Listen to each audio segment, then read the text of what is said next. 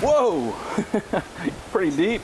The morning before Hurricane Ike hit. Hi, this is Matthew.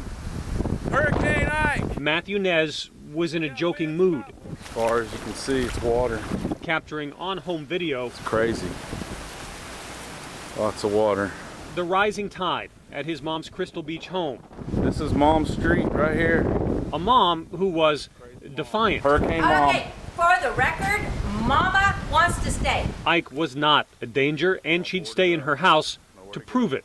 There is no way the water is going to rise to that roof. There is no way. It's all news media, weather propaganda. And I want to stay. And so they did. Oh, wow, there's our fridge. As the water rose near the bottom of their house, 17 feet off the ground.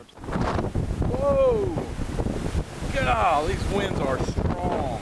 And as the wind Oh my God, these winds are crazy. made them begin to second guess their choice to stay. Winds are blowing. Holy cow! These winds are crazy.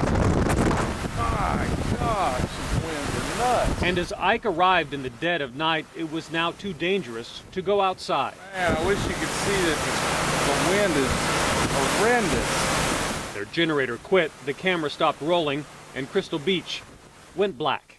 It wasn't a very smart idea. We never had an idea that it would have gotten that bad, or we wouldn't have stayed. Matthew Nez and Connie Travis did survive to tell this story. The rest of the night was literally hell for me. And to shoot a few more frames of video after Ike. There's our neighbors being airlifted. Their neighbor's helicopter rescue, We're next. and then their own Coast Guard helicopter ride when the reality of their choices finally came into view.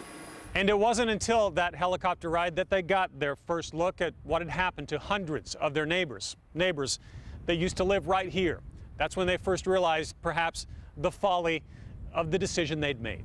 So many people have lost everything, everything. And no, what's the point? I would never do it again.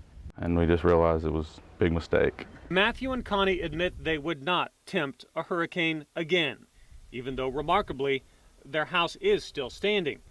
The images of what happened to their neighbors are daily reminders all around them, and then there are the echoes of that last conversation with a 911 operator who told them to get ready to die.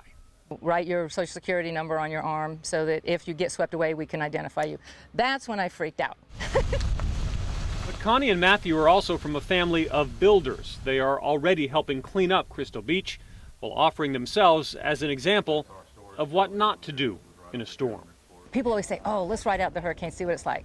Okay, well, I did, and you don't want to do that. And if you have even one family member that's going to worry about you, it's not worth the cost.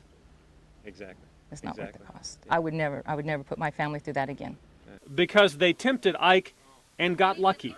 Very lucky and very blessed and very stupid.